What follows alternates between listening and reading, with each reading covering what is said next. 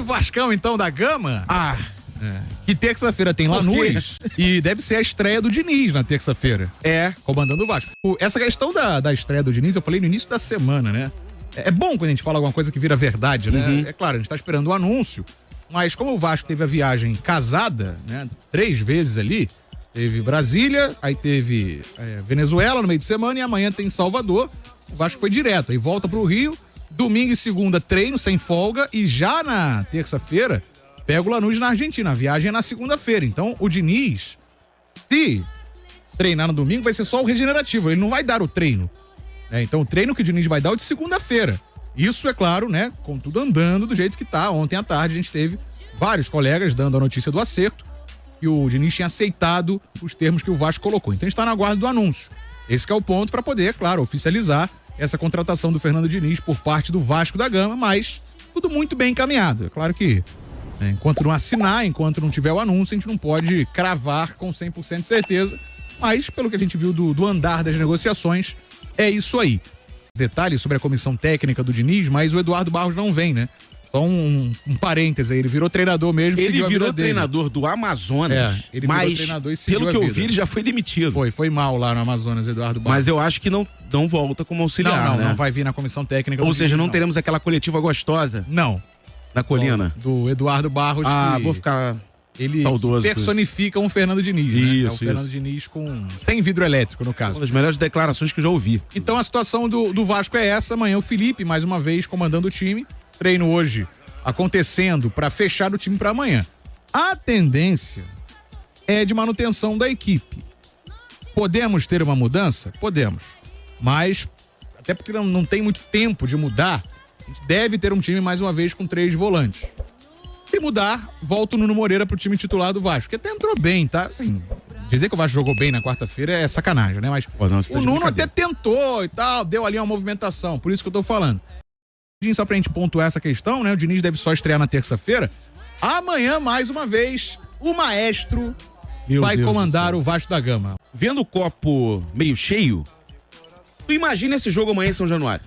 Pô, cara, imagina se na quarta-feira tem desembarque aqui no Rio de Janeiro. Não, então, eu falei sobre o desembarque e se o jogo fosse São Januário? O clima seria completamente azedo pra Primeiro estreia que não do ia ter Diniz. o Samba Barreira. Aí imagina, ia ter o Samba Bomba. Estreia do Diniz, aí o Diniz botando pilha lá pros caras saírem naquela saidinha. Isso. Aí o João Vitor já erra um passe com 2 minutos de jogo. Ferrou, acabou o jogo. Eu até falei do João Vitor, né? Que o João Vitor, eu achei que foi bem contra o Palmeiras. Também acho. E ontem não, na quarta-feira ele fez o gol. Só que depois ele vai e entrega o terceiro gol, né? Do Puerto Cabello, o terceiro ou quarto gol. Nem lembro, mas ele Mas ele entrega. Ou seja, o cara não tem uma constância. Mas dos males o menor. O jogo vai ser fora de casa. Olha só, cara, eu tô falando que vai ser melhor. Porque se fosse aqui, o clima seria bélico. E aí imagina se o Vasco não ganha do Vitória em casa. Que é bem possível. Vitória veio aqui ao Maracanã e empatou com o Fluminense, cara. 1-1. Não que o Fluminense seja esse primor todo, mas empatou aqui no Rio de Janeiro. Agora tu imagina se empata aqui ou até derrota o Vasco. O jogo no Barradão pode tirar um pouco da pressão em cima do Felipe Maestro, que tá ali como interino. Ele hoje é um auxiliar ali do Pedrinho, as questões do futebol do Vasco. Vem aí agora o novo treinador. E que bom que esse jogo vai ser no Barradão. De repente, então o Vasco vence. Porque o Vasco me surpreendeu, o Breno Monsef, no domingo.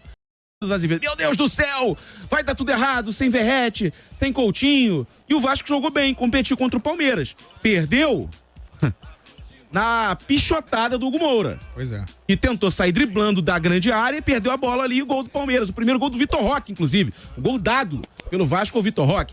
Então, assim, dos males o menor, acho que o Vasco pode até conseguir aí um resultado interessante contra o Vitória e tem também o copo bem vazio. Se perde pro Vitória, com a combinação de resultados, tem em Fortaleza amanhã recebendo Juventude, o jogo é no Ceará, o Vasco pode entrar no Z4. Pois é. E aí, entra pressionado o senhor Fernando Diniz, com o Vasco no Z4 e com o Vasco pressionado na Sul-Americana. Um jogo dificílimo contra o Lanús. Na Copa do Brasil depois, na outra semana. E na Copa do Brasil depois. Irmão. Tendo a obrigação de vencer o Operário de Ponta Grossa. Pois é, o jogo foi 1-1 fora de casa, né? Agora, o jogo em São Januário, a gente... Vamos lá, né? Sendo muito otimista, o Vasco tem que ganhar esse jogo. O ponto é que o Diniz assumindo terça-feira, ou para terça-feira, ele já vai ter um início, assim, pressionadíssimo de qualquer jeito. Pressionadíssimo. E aí eu quero saber o que ele vai fazer com o senhor Felipe Coutinho. Coutinho não deve ficar no Vasco, essa é a verdade. Tudo bem, mas nesse momento ele vai ficar. Nesses próximos jogos ele... Até julho então, ele fica, né?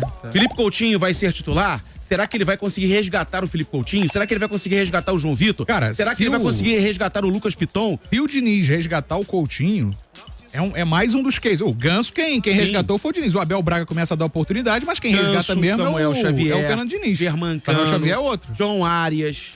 Pois é. Thiago Santos, que tava ali escanteado, ele botou como zagueiro. O Fábio também tem um upgrade, eu acho. Começa a jogar com o pé. Isso. Não, melhora muito, que ele não sabia jogar com os pés. Pois é. Então ele pode potencializar jogadores também do Vasco. Tô muito na torcida pra que ele recupere o Lucas Piton. Tá precisando. E vamos ver também se ele desenvolve mais o Adson. Tá voltando de lesão, tem que ter calma com ele, mas o Adson é muito fundamental. Fazer um comentário bem mesa de bar. Depois da atuação de quarta-feira, que a galera... tem opiniões do Vasco que a gente tem que dar com dedos, né? Porque a galera... vocês gostam de falar mal do Vasco. Não. Mas depois da atuação sem vergonha e safada do Vasco na quarta-feira, posso definir assim, né? Sem vergonha e safada aquela atuação. Precisa um cara pra berrar no ouvido de todo mundo e os caras voltaram a jogar bola. Eu acho que o Fernando Diniz tem esse perfil. Ele é esse cara. E ele faz isso na beira do gramado. Imagina se o Piton erra um cruzamento na frente do Diniz. Quem vai ouvir muito é o Paulo Henrique. Que atua mais... Não, tudo bem. No primeiro tempo. O Piton avança também. No primeiro tempo vai ser o Paulo Henrique. No segundo tempo, o Piton. Os laterais vão ouvir muito. Imagina se o Piton erra lá na frente o cruzamento. Quando ele voltar, ele vai ver a carinha do Diniz, igual o pica-pau como um trem, assim, ó. Vamos lá, para falar um pouquinho da comissão técnica do Diniz, né? Que tá chegando, o próprio Fernando Diniz comandando esse grupo. E junto com ele, 2 auxiliares. O Ricardo Cobalcini, que era auxiliar do Abel Braga, e mais uma vez vai trabalhar no Rio de Janeiro, e agora comandando o time do Vasco junto com o Diniz. E também junto com ele, o Evandro Fornari, que trabalhou com o Thiago Nunes. O Diniz conhece também o Thiago Nunes. Então são os auxiliares do Fernando Diniz que vão comandar a equipe do Vasco da Gama. O preparador físico é o Wagner Bertelli, que também trabalhou no Fluminense, então já está ambientado aqui ao futebol do Rio de Janeiro. A galera perguntou muito sobre o Eduardo Barros, que era o auxiliar do Diniz, não só no Fluminense, mas também na própria seleção brasileira, quando ele esteve por lá. Só que o Eduardo Barros preferiu seguir carreira. Quando o Diniz foi pro Cruzeiro, o Eduardo não permaneceu com ele, treinou até o Amazonas nesse início aí de temporada, mas foi demitido de lá também. Não teremos Eduardo Barros junto com o Diniz à beira do gramado no Vasco da Gama. Então essa é a comissão. A gente falou nos últimos dias sobre muitos valores, até sobre aquele valor de 2 milhões de reais, né, que supostamente o Diniz teria pedido, que não era só para ele, era para ele e para a comissão, mas completamente fora da realidade do Vasco. Seu valor foi diminuído para algo em torno de 1 milhão. Então, somando os salários de Fernando Diniz e da comissão técnica, né, do Ricardo, do Evandro e do Wagner, a gente supera 1 milhão de reais. É o custo que o Vasco já estava se preparando para poder pagar para essa comissão técnica nova. Isso porque a gente deve ter um alívio forte com a saída do Payet nesse meio de ano. E o Coutinho, que não deve ficar, né? A gente vai falar mais dele aí nas próximas semanas, se vamos ter de fato a renovação do Coutinho ou não, mas a tendência, como eu já expliquei aqui, não. Então a gente deve ter também um outro alívio, quase 3 milhões de reais por mês de alívio de folha salarial, com as saídas do Payet, que é certa, né? E a do Coutinho, caso o Vasco não consiga estender o empréstimo junto ao Aston Villa. Então essa é a situação, o Diniz chegando com a comissão dele, se tudo der certo, segunda-feira já comandando os treinos no CT Moacir Barbosa. Vamos lá, gente. Bom, primeiro sobre a confirmação de Fernando Diniz. Isso. Né? Queria saber a opinião de vocês, Léo e Rodrigo. Vai lá, Léo. Tem algum nome melhor nesse momento à disposição? Eu acho que não tem um nome melhor à disposição.